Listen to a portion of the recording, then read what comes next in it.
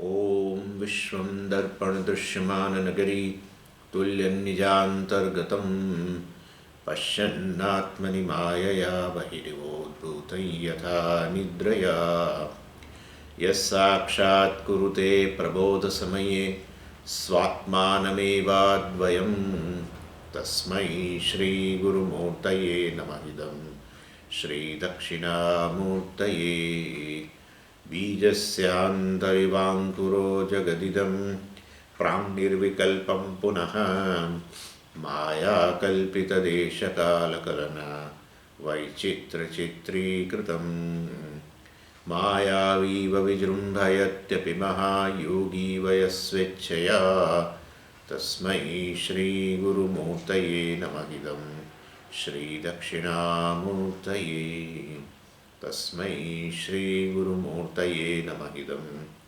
श्रीदक्षिणामूर्तये ॐ सहना भवतु सहनौ भुनक्तु सह वीर्यं करवावहै तेजस्विनावधीतमस्तु मा विद्विषावहै ॐ शान्तिः शान्तिः शान्तिः सदाशिवसमारम्भां शङ्कराचार्यमध्यमाम् अस्मदाचार्यपर्यन्तां वन्दे गुरुपरम्पराम् ॐ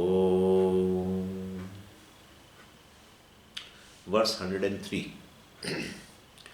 प्रधानक्षेत्रज्ञपतिः गुणेश इति हि श्रुतिः आरण्यके सम्भ्रमेण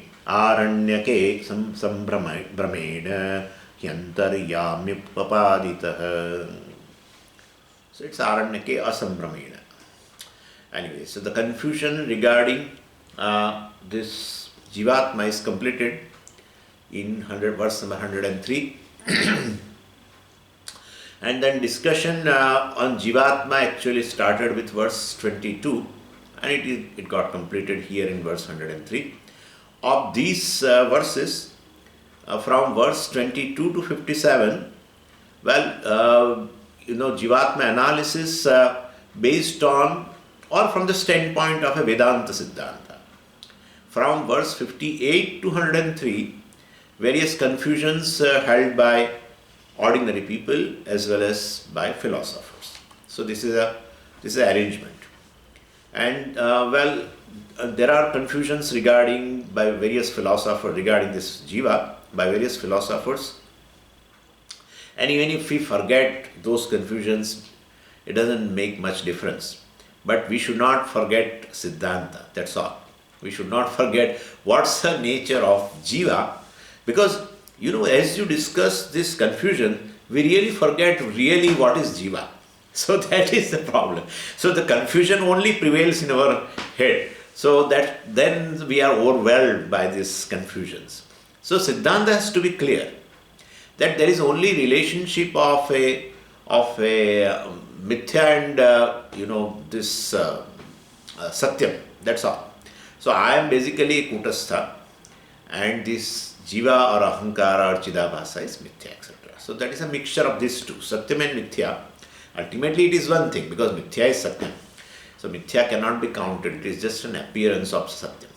Anyway, so actually what happens is due to ignorance, what is mithya has been taken as a satyam. That's how whole analysis. What is mithya really has been taken as a satyam.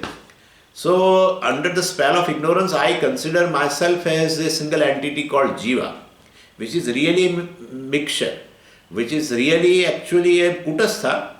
It's also one entity, just a kutastha. But then we analyze and say mixture. And by saying mixture, we want to convey that what you consider as a satyam is really mithya. What you consider yourself as a jiva or as a ahankara, as a reality, that's not the reality. The reality is that you are kutastha. So ultimately again you are one only, and that is you are kutastha. So this is a whole analysis is to show the mixture and ultimately say that to say that you are nothing but this kutastha. So that's your reality. So anyway, and while concluding, we saw this yoga system and the Sankhya system. they have a definition of Jiva very, very similar. Both say Jivatma is Asanga Chaitanyam. Both, so Atma is basically Chit Swarupa. And so that is similarity between them. And Jivatma and are many. That also is similar. Jivatma is Asanga Chaitanyam, Jivatma is just consciousness, Jivatmas are many. Or in that, Sankhyas and Yogas are similar. And their minor difference is, in yoga philosophy they say, Jiva is basically controlled by Ishvara. They introduce Ishvara as a controller of Jiva. That's a difference. The Sankhya Sankhya's don't accept Ishvara at all, and therefore there is no question of a controller-controlled relationship. Yoga people have that kind of a thing. So that's the difference between them. And it's a very unique feature in yoga. And Vidyaranya completed with this yoga philosophy ultimately all the confusions we have discussed. And then he introduced Ishvara topic. You see, and this goes from verse number 104 onwards. So let's read 104. Atrapi kalahayante vadina swaswayuktibihi vakyanapi yatha prajnam dardhyayo daharantihi. So from this verse 104 to 209, this we have now analysis of Tatpada, Paramatma Vichara, Ishvara Vichara, or Tatpadartha Vichara, you can say that way also. And in that 104 to 209, we'll make two parts. Verse 104 to 121. Basically, we have a topic of confusions. So, this is the difference. In Tvampada analysis, started from verse 22 and it went up to 103. First we discussed what is a Siddhanta. What is really this individual? That we discussed. So, according to Vedanta Siddhanta, what is this individual? What is this Tvampadartha? We discussed. So, we need Jiva Vichara as per the Vedanta Siddhanta first. And then we discussed all the confusions from verse 58 to 103. Here now in Ishvara's case, Tatpadartha analysis, first we discuss confusions and then Siddhanta will come. So 104 to 121, we have a different confusions. Definitely all the confusions are there. They are there by, these confusions are there in ordinary people, lay people also regarding Ishvara, and as well as by philosophers also. These confusions are there in their head also. So, 122 to 209 is Siddhanta. As per the Vedanta Siddhanta, what is Ishvara? What is Tatpadartha? 104 to 121, confusions. Well, of course, we'll discuss philosophers' confusions. And verse 122 to 209 is a Siddhanta. As per the Vedanta Siddhanta, what is Tatpadartha, what is Ishvara, etc. And I will tell you the Siddhanta, so that confusions will not remain as a confusion. Ishvara has three components. Say, this is, I'm giving you a format kind of a thing, in Pujya Swamiji's language, if Pujya Swamiji listens the way I talk, he would not agree. The way I am narrating, the equations and all. Anyway, but this is just to remember. Like Tvampadartha and Tatpadartha. In Tvampadartha, as per the Vedanta Siddhanta, it's a mixture. Mixture of what? Mixture of Satyam and Mithya. What is, that Chaitanya, consciousness is the reality. That's the Satyam, which we call Kutastha in case of Tvampadartha. And what is Mithya? Two things are Mithya. The reflection of that consciousness, and definitely medium also is required, right? And so medium and reflection are Mithya. And the consciousness, which we call original, okay, that is Satyam.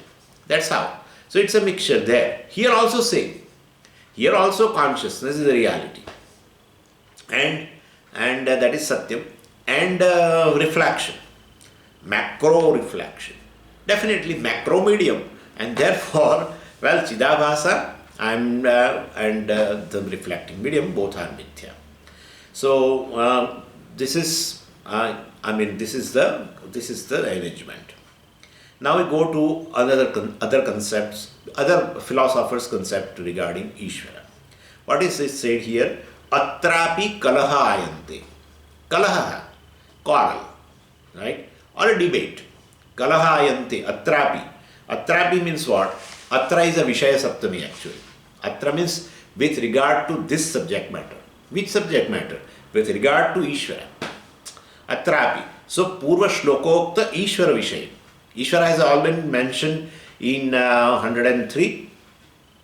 And well, regarding that Ishvara, well, there is a debate. There is a quarrel. There are arguments among the philosophers because they have varieties of the opinions. So, Swasva Yukti Bihi, well, so Atrapi Kalahayanti Vadina, varieties of the philosophers, Swasva Yukti Bihi Kalahayanti, with presenting their own reasoning, well, they have a debate. And well, they will also quote the Veda for their support, for their reinforcement of their own philosophy.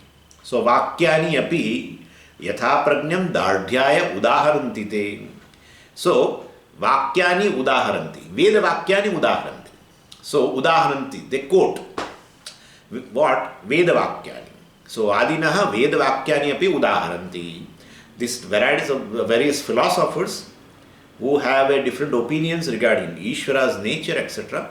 Well, they quote different statements of the Veda for the reinforcement of their own opinions regarding Ishvara. And well, generally, so that is a difference between Vedanti and other philosophers.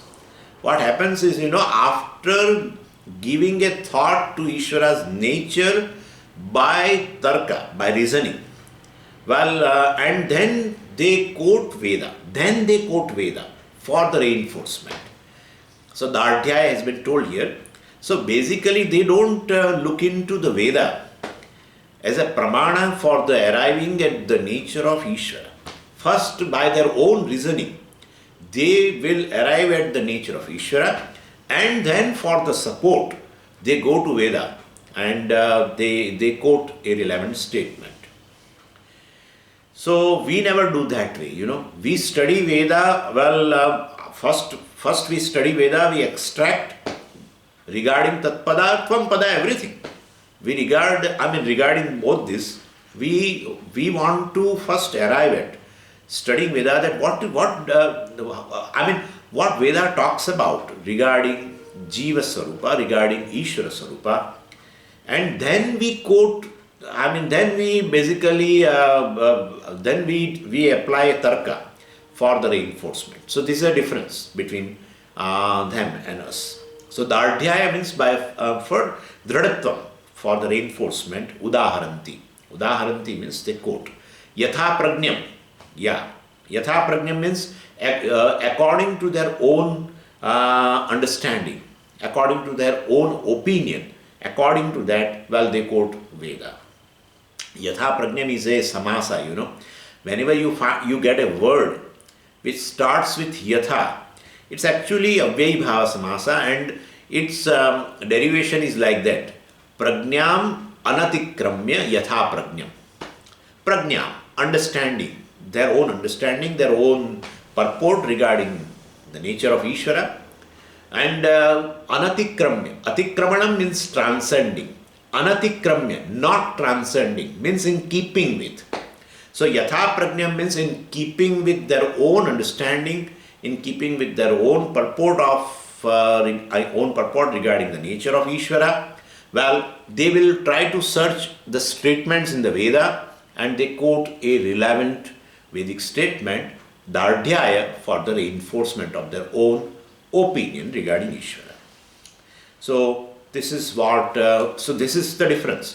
We will go to Veda first. So we study Veda to arrive at the nature of Ishvara, and then we apply logic, reasoning in order to reinforce that vision of the Veda. They study Veda, not for the arriving at the nature of Ishvara.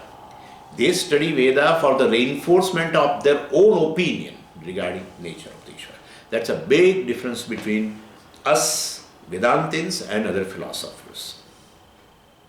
I mean, their study of the Veda is just for supporting. They want a certain supporting quotation, supporting statement of the Veda, and to support what? To support their own vision regarding Ishvara's nature, which they arrive at by reasoning. So this is a difference between us and in listeners also. These are the philosophers, of course. In listeners also, sometimes you will find such kind of people. They are called filter listeners. Filter listeners. So, like suppose if I am a fatalist, I believe that no purushartha will work. Free will has no role. Fate only has a role. Everything happens. Whatever you do has nothing to do with. It's an insignificant thing. Whatever happens in life is just according to prarabdha only, and you cannot change the fate. Free will has no role. Suppose if I have already that kind of a notion, then whenever in the Veda, regarding karma, etc., some discussion comes, I like. So I get that reinforcement. Yeah, see, Veda also talks like that. That nothing will, your purushartha has no role. Only prarabdha has a role. Free will has no role, fate only. These are fatalistic people. And they heavily depend upon Jyotisham. Heavily depend upon. The people who are not just believers, they go as per the Jyotisha Shastra. They lead their life as per Jyotish Shastra. They are all fatalist people. Very dangerous people. And when such people, when they study, when they study this Shastra, like let's say, in Bhagavad Gita there is a statement by Bhagavan in chapter 6. Uddharet atmana atmanam na atmanam avasadayet. Uddharet atmana atmanam. You have a free will, and that by that free will you can alter your fate, etc. And they don't like this kind of statement. They will keep it aside. These are the people. Uddharet. You can definitely lift yourself, Bhagavan says. It is in your hand. Whether to choose Shreya or whether to choose Preya, that's a free will, that is also in your hand. And then working for the Shreyas also is in your hand. And so moksha, etc., you can get moksha by your free will, etc. So that when the role of free will comes, they won't like. And the discussion on karma, etc. comes, there is a prarabdha, and there is a birth, death, etc. Everything is as per the karma. And the whole Srushti also has come due to Jiva's samashti karma, and due to Vyashti karma, the Jiva gets a particular body, etc. And all karma discussions. They like so much. And you get varieties of the situation as per your prarabdha. And that they like. But in a given situation which has been brought by your fate or prarabdha, you can respond as a human being. Depending upon your free will, they don't like that kind of a thing. They say free will has no role. Anyway, so basically, whatever already you carry the opinion, these are all prejudices actually. So, this is yatha pragnam, I would say it is prejudices. In keeping with my own opinion regarding anything, any subject matter. Here, of course, we are talking about Ishvara or etc. But in case of karma or in case of any other thing, that's how Vinoba Bhave and all. I should not mention like that, but Vinoba Bhave and all say the purport of the Veda, a purport of the Bhagavad Gita is karma. Are you? Because in the second chapter where Bhagavan taught everything, in the beginning itself, from verse 12 to 25 or 30, let's say, where is not even a mention of karma. Bhagavan gave a direct solution for getting a freedom from the sorrow. Where is the role of karma there? Then later, Bhagavan divided the portion and then said, I will talk about karma yoga also. So, I have talked about Sankhya and now I will talk about yoga. So like that, so there is a clear division, and therefore you can say, well, karma also is a subject matter as well as jnanam is a subject matter, and there is a big discussion of the jnanis, sthita prajna, etc. in Bhagavad Gita, and several places Bhagavan has talked about jnanam and sannyasa and everything. No, the main main subject matter, the purport of Bhagavad Gita is karma only. So this is all filtered. I mean, this is a prejudice regarding this, because they vehemently think karma has a big role. Maybe Vinoba Bhave may be knowing, I don't know. He may be knowing the purport of the Shastra is a jnanam, etc., and moksha, etc. But well, during that, this struggle of the freedom, I mean independence, well, people need to be very active and all that, and they should have a sense of, offering themselves in this fight of freedom, etc. I don't know. Maybe because of that also he might have said or something. But I have gone through his the teaching regarding this Veda, etc. I mean regarding this Bhagavad Gita, etc. And I found he talks about that Bhagavad Gita, and he quotes relevant statements only. And karmanyevadhikaraste, and this, and then the third chapter heavily quotes third chapter. And he says, well, yaste manasa smaran, etc., etc. And therefore the person is just sitting, and this is mithyachara and all that. One has to be very active. Otherwise, even your body will not remain alive. All this. So relevant statements they quote. That's all. What about sthita prajna section? What about this whole thing? The nature of Atma, which has been discussed from verse number 12 onwards. Right? Nasato vidyate bhavaha, nabhava vidyate sataha, etc. For all this. What? And so they won't quote. This is the problem. And this is a problem of other philosophers other than these Vedantins. So here, that's how atrapi vadinaha kalahayante. These philosophers, have a debate among themselves, swasva yukti bihi, with their own reasoning, which is the primary means for them to arrive at the nature of Ishvara. So anyway, and this is the introduction, this verse is the introduction to this confusions regarding Ishvara. Now let's go to verse number 105. Klesha karma vipakaihi tadashairapya sanyutah pumbishesho bhavedishah jiva vatsopya sangachit. Now, the first philosopher who has a confusion regarding Ishvara, well, how do they see Ishvara? Let's see. So that is yoga people. Vidyarna starts with yoga philosophy. Previously, which we, in previous verse, the last one was a yoga philosophy. Right now, so he starts with the yoga philosophy. While discussing about, Jiva Swarupam, the last one we saw was of yoga, right? And now with regard to Ishvara, etc., the yoga philosopher has been quoted first. Definition of Ishvara is given in Yoga Shastra, and that he is paraphrasing now. Verse number 105 to 108 is this definition of Ishvara as per yoga philosophy. Actually, Ishvara is similar to Jiva only, and Ishvara is also, Asanga Chaitanyam. Jiva is Asanga Chaitanyam. Ishvara is all-pervading. Jiva is also all-pervading. But of course, Ishvara is one, Jivas are many.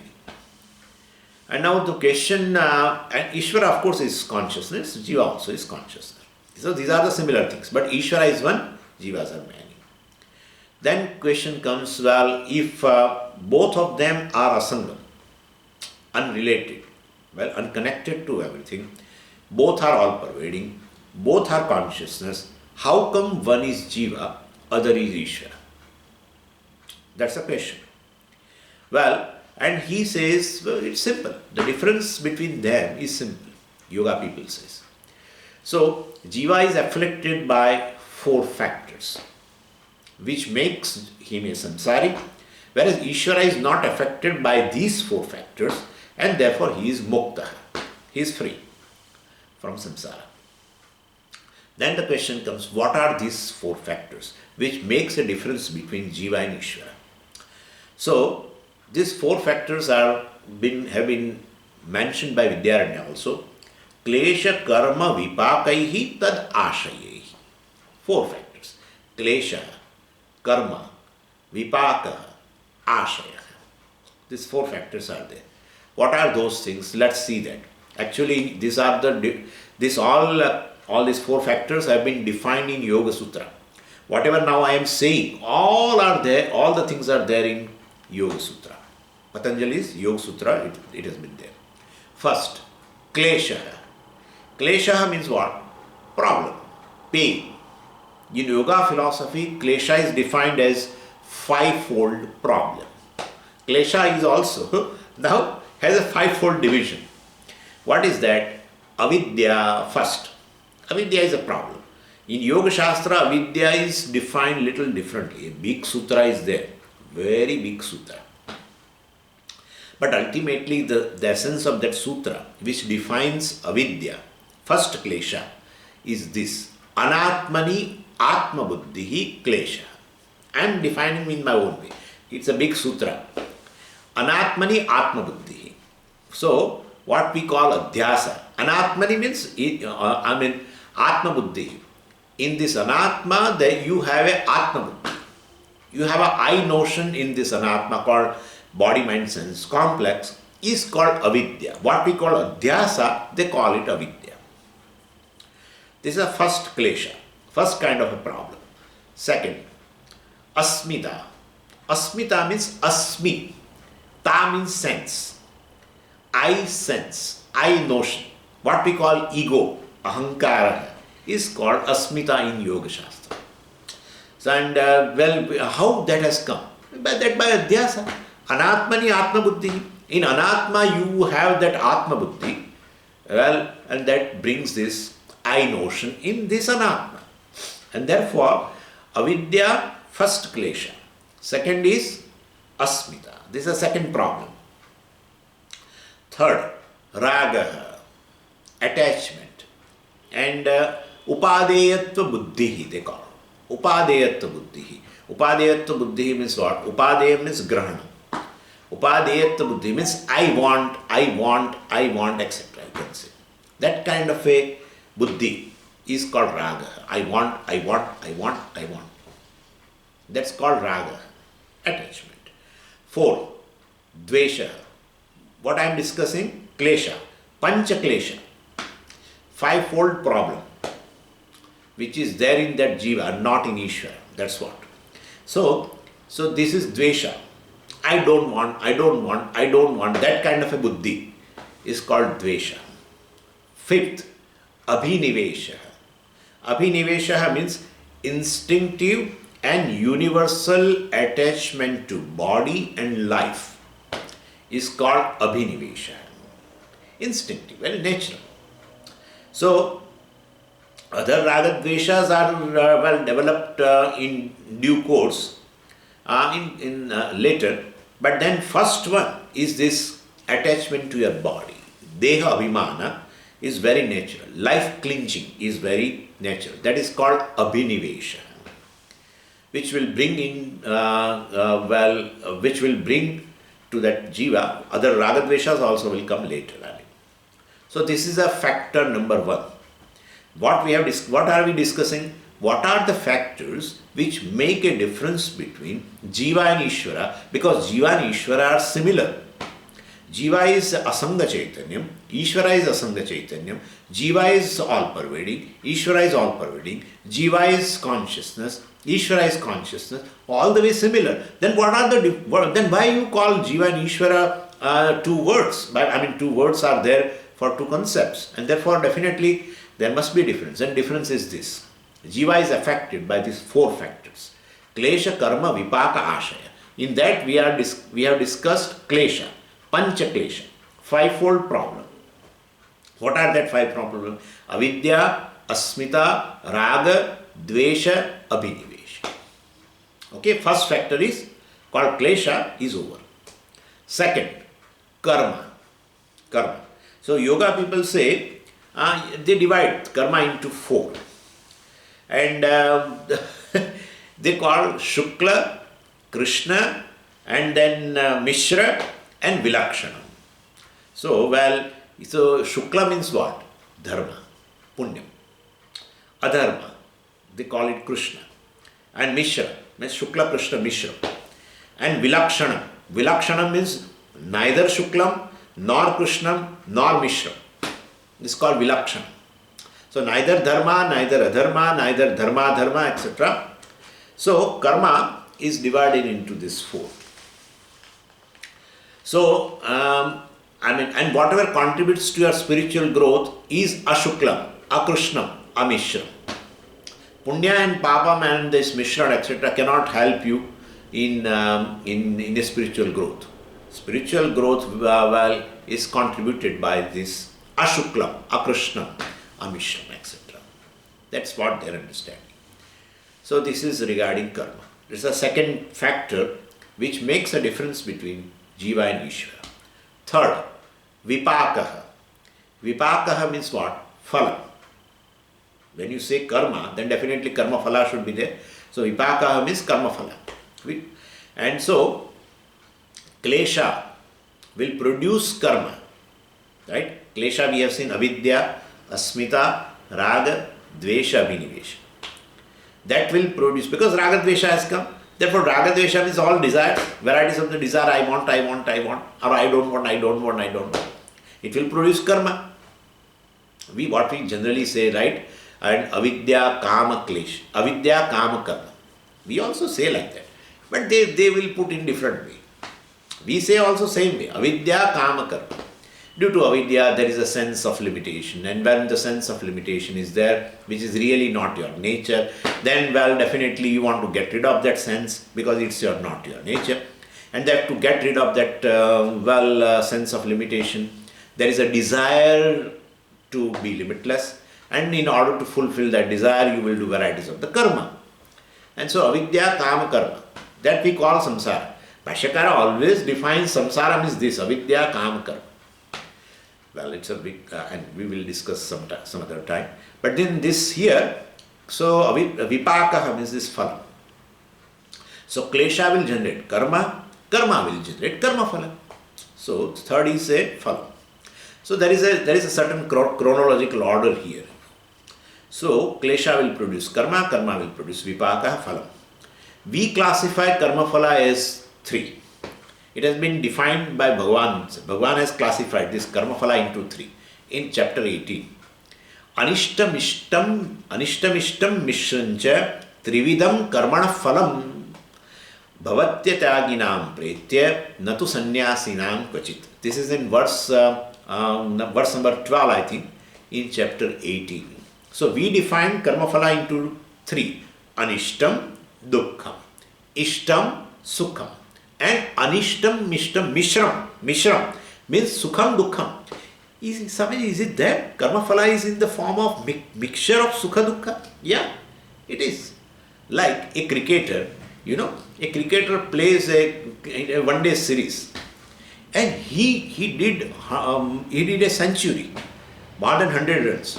Still, his team did not get a victory. They are defeated by the opposite team. So when he looks upon this, this particular one-day match where he did this century, so he really gets a joy. But when he thinks of that his team has defeated in spite of these runs, this many runs he did, he gets a dukkha. That's how it is. So suppose your son has cracked a certain exam, and he was a topper, but not first among all, maybe a second or third. So you will have a joy, definitely. But at the same time, you will have a pain also. Oh, he should have, just 1 mark, Swamiji, 1 mark. If he would have got 1 mark, he would be the first among all.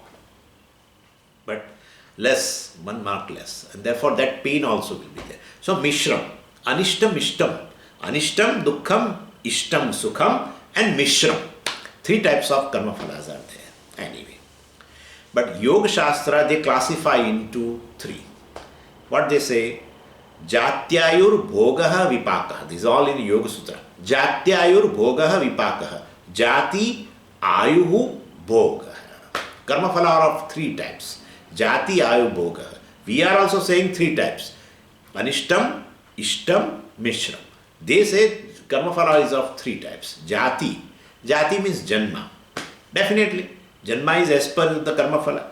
So if we are born with this particular body in this form, well, definitely due to karma phala. Because I have asked for it, so I am getting it. So jatihi or janma is the first karma phala. Second is ayuhu, longevity. How much, what a lifespan, depending upon your karma. So second. And then bhogaha, between that birth and death, whatever different varieties of experiences of pleasure and pain is also karma phala. So these three types of karma phalas are there, vipakas are there. So 5 kleshas, 4 karmas, 3 vipakas. Could you follow what I am saying? Anyway, fourth, ashaya, klesha, karma, vipaka, ashaya. These 4 factors which makes a difference between jiva and Ishvara. Jiva is affected. This is a problem. They say jiva is asanga. Jiva is unconnected, uncontaminated by everything. And then they say jiva is affected also. This they can explain. I can't explain. So samskaras, and so no, Swamiji, he is really not affected. He is just adhyasa. Oh, if it is adhyasa, then where is the question of making a difference between jiva and Ishvara? You make a difference between jiva and Ishvara, real difference, based on this, right? And then you say they are adhyasta basically. Then if it is adhyasa, then there is really no difference between jiva and Ishvara. That is what Mahavakya reveals. Then you become a Vedantic. But and if you say they are really affected, then how jiva is on asanga chaitanya? This they can explain. I can't explain. Anyway, ashaya. For me, it is very simple to jump from the yoga fence to this, from the side of the yoga to jump into this Vedanta is very simple. And because they have to tell, this all is adhyasta, because jiva is asanga. If it is adhyasta, then there is no really difference between jiva and Ishvara. This is how it is. Anyway, but you be clear, okay? We are going and discussing varieties of the opinions, but you be clear. Swamiji has not told really what is our Siddhanta. Then they will say like that. So because you are so engrossed and totally overwhelmed by this different philosophies, that is the job of this Pancadasi, to bring in you varieties of the doubts and create some unrest in you, and then later this will be diffused, and then you will be so relaxed for Nididhyasana. Shravanam is done, right? And this is now Manana. So ashaya. Ashaya means what? Samskaras, impressions, vasanas. Generated by what? Generated by varieties of the experience. And who brought those experiences? All your karmas. So karma will result into vipaka, karma phala, and when you undergo varieties of the pleasures and pains, well, different impressions are born. So this is a chronological order. Okay? So klesha, karma, vipaka and ashaya. So our attitude to the life and this world will depend upon what type of experiences we have. And so we have, if we have a mixture of experience, well, if we have a nice experience, let's say that way, then we praise the world. Or else if you have a bad experience, well, you will definitely, criticize the world. You will find that. Like, Swamiji, how is your experience of America? Oh, in America, people are very frank and they like privacy and this, that. And it's so wonderful. Now, and so the way I say, this is regarding all the people of America, where I have an experience of few people only, 5-10 people in the entire whole year. And I talk about this 33 crores of people as if they all are like that. They all like privacy. They all are frank and all. This is what it is. And what's your experience of India? Oh, people are dishonest here. India means it's all dishonest people. Now, not all are dishonest. Your friends are staying in this, residing in this place. Your parents are here. Are they dishonest? Your brothers and sisters are here. You only have gone to USA. So all the whole India means it is all dishonest. Sarvam dukkhamayam jagat, sarvam sukhamayam jagat. So this is how. So you have a particular experience, you generalize it. So this is called impression, ashaya. Karma phala is called vipaka. Well, why Swamiji karma phala is called vipaka? Vipachyate iti vipaka. Vipachyate. So slowly get ripen and ripen. Slowly get cooked and ripens. And that is how it is called vipaka, karma phala. And this ashaya means samskara. Why samskara is called ashaya? Because asherate iti ashaya. Because they remain in our mind after experiencing sukha dukkham. Well, certain impressions are born and they remain in our mind, in subconscious mind, and therefore they are called ashaya. Asherate. Asherate means remain. Remain where? In subconscious mind. The impressions born of this. This is basically ashaya means a recorded experience. Your mind is basically a video cassette recorder which records everything. Outside the video cassette recorder can record only two things: sound and form. But this video cassette recorder records five-fold things: sound, and then form, and then smell, and then taste, everything. Right? It's all recorded. And you can bring in, like suppose you have a memory of a fragrance of a flower or rose or something. Definitely it will come out. Taste, right? That also you have in memory. So basically this video cassette recorder can record five-fold things. Shabda, Sparsha, Rupa, Rasa, Gandha. Outside whatever that video cassette recorder is, then it can record only two things: Shabda and Rupa. So very wonderful thing. So all recorded experiences are there in subconscious mind. They are there. That's called asherate. They remain in that mind. That's how vasanas are called, or samskaras are called. Some people make a difference between vasanas and samskaras, but I don't make difference, and I think Pujya Swamiji also doesn't make a difference. Vasanas or samskaras or impressions, all recorded experiences, they are there in your subconscious mind at a particular, in a favorable situation they come out, in a particular experience they come out. Anyway, so these are fourfold factors: klesha, five types of klesha; karma, fourfold karma; then vipaka, threefold vipaka, karma phala; and ashaya, samskaras. These four factors, Jiva is affected by these fourfold factors. So even though Jiva and Ishvara are similar in many aspects, but in this particular aspect, they are different. Ishvara is one who is not affected. So we are defining Ishvara. So you may feel that you are talking about Jiva. We have already started Tatpadartha Vichar. So first we are saying Jiva is affected by this fourfold, and who is not affected by this fourfold is Ishvara. So please understand, we are in the topic only. So what is Jiva? Well, Jiva is one who is under the grip of this five klesha, four karma, three vishayas, three vipakas, and infinite samskaras. So he is bound. And who is Ishvara? Who is not under the grip of these fourfold factors is Ishvara. Where has been defined in Yoga Sutra, in the first chapter, 24th Sutra, they have defined Ishvara. Klesha, karma, vipaka, ashayaihi, aparamrushtaha, purusha visheshaha, Ishvara. This is Yoga Sutra, which defines Ishvara. Anyway, you see in the shloka, you will find Vidyaranya paraphrases this Yoga Sutra. Ishaha asanyutaha. So Ishvara is asanyutaha, is uncontaminated. In Sutra it is aparamrushtaha. Here it is asanyutaha. Ishvara is uncontaminated by what? Klesha karma vipakaihi tadashayaihi. Tad means vipaka ashayaihi. So, Pum Vishesha. In Sutra it is Purusha Vishesha.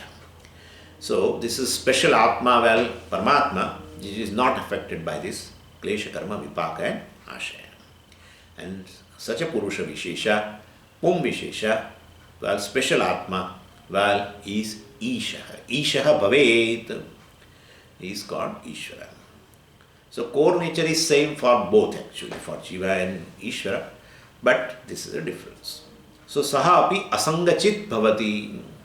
Well, he is asanga chaitanyam. Jivavat. Jiva. Ishvara is also asanga chaitanyam. Jivavat, like Jiva. But the difference is in these factors.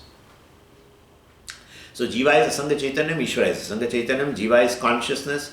We have to say that. Jiva is chit sarupa. And Ishvara also is chit sarupa. Not achit and not chita, a mixture, etc. But Ishvara is uncontaminated Chaitanyam and Jiva is Asanga Chaitanyam.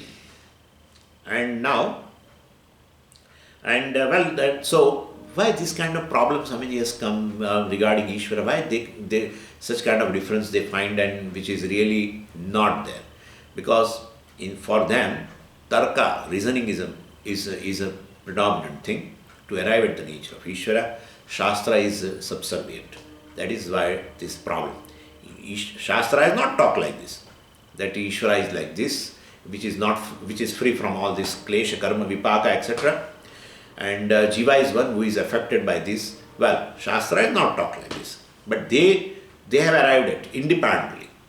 Without referring, without studying Veda Vakyas, they have arrived at this.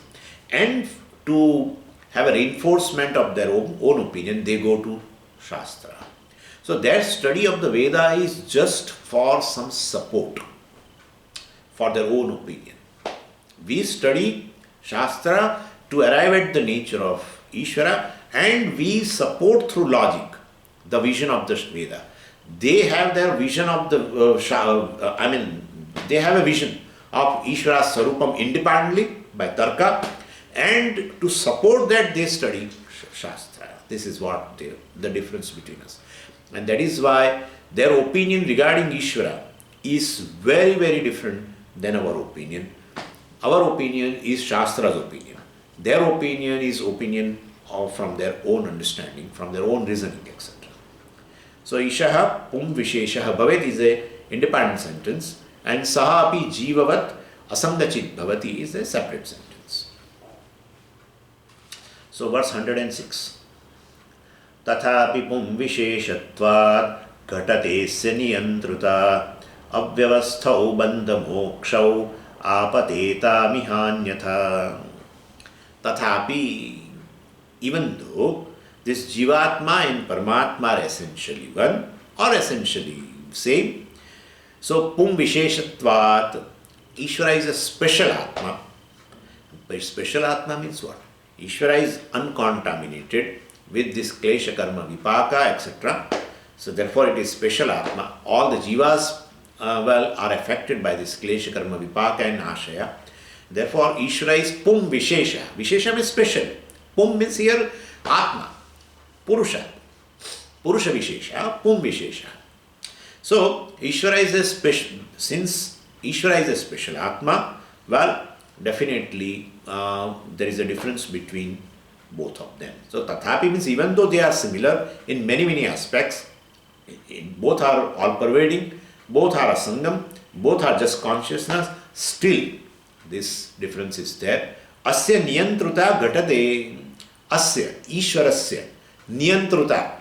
Well, Ishvara has a power over other atmas, jivatmas. So Ishvara, we have discussed yesterday, Ishvara is a controller of all the jivas. Jivas are controlled, etc., etc.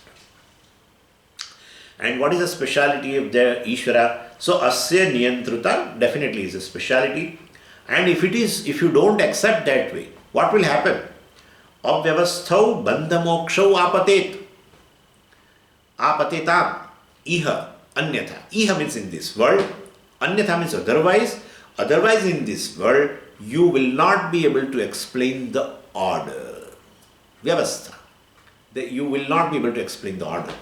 If you don't accept the difference between Jiva and Ishvara, he is telling us, if you don't accept the difference between Jiva and Ishvara, you will not be able to explain the Vyavastha, the arrangement in this world. What is that Vyavastha? So, Avyavasthau Bandha Moksha. Bandha and Moksha. Some of them are bound, some of them are free. That Vyavastha is there. And that shows that someone who is a controller of all the jivas are definitely there. So, Anyatha means without accepting this special Atma, without accepting Purusha Vishesha, who is distinct from this Jivatma, Bandha Moksha, all the events including Bandha and Moksha. Bandha Moksha is one thing. There are many things which is a part of the arrangement, right? So, Bandha Moksha means all the events including Bandha Moksha. Avyavasthau will not have any orderliness. So, Vyavastha means order. You will find an order. You are finding an order iha in this world. Bandha Moksha and so many other things. That shows that jivas are basically controlled and Ishvara is a controller, and therefore there is a difference between them. If you don't accept such a Vyavastha and say Jiva is Ishvara and all that, well, how will you explain the order in the creation, including the order of Bandha and Moksha, etc.? So some people who have definitely undergone this, Ashtanga Yoga, etc., they get free, and who have not done, they remain bound. This is a Vyavastha. And if that Ishvara, who is a controller, is not there, then how will you explain this kind of a Vyavastha? So, apatetam, so avyavasthau apatetam, that's a dvivachanam. So, this disorderliness will happen in this world, but there is an order. If there is an order, there must be a controller. If there is an order anywhere, one who keeps the things in order must be there. That's Niyanta, Ishvara. And therefore Ishvara is there. And well, then you can't say Ishvara and Jiva are one alone. Because Jiva is one who is controlled. And Ishvara is one who is a controller. Therefore, Ishvara we have to accept. He is answering to Sankhya's also, who says there is no Ishvara at all. Whole thing is from karma alone. All the creation, etc. is from karma alone. And well, only jivas are there. All jivas are all pervading. Jiva is a sangam, and jiva is pure consciousness. Only jivas are there, and they are getting varieties of the janma and maranam, etc. due to their karma. And there is no Ishvara who is controller, etc. I mean, so due to karma, whole creation has come out. There is no creator, etc. That's what Sankhya said.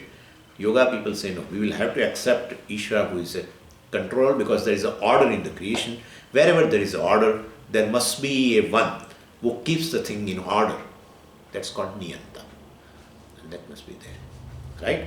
And well, Ishvara and Purusha, Ishvara and Jiva also are different. He is answering us also. Different. Because one who is a controller must be different from controlled.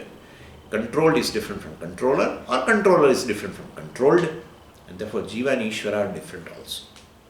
And that is how he says. So we will have to accept asya niyantruta ghatate, asya ishvarasya, well, niyantruta, the controllership, overlordship of this Ishvara is there. And therefore, even though Jiva and Ishvara are similar in many aspects, but still Ishvara is a Pom Vishesha. Ishvara is a special Atma who is a controller. Jiva is another type of Atma, well, who are controlled. Jivas are many, Ishvara is one, etc. etc. This is yoga philosophy regarding Ishvara, who is a controller, etc. has been told. Based on Yoga Sutra, Vidyaranya paraphrases this. We'll see other things tomorrow. Om Purnamadav Purnamidam Purnat Purnamudachyate Purnasya Purnamadaya Purnamevavashishyate. Om Shanti Shanti Shanti. Harihi Om Shri Gurubhyo Namaha. Harihi Om.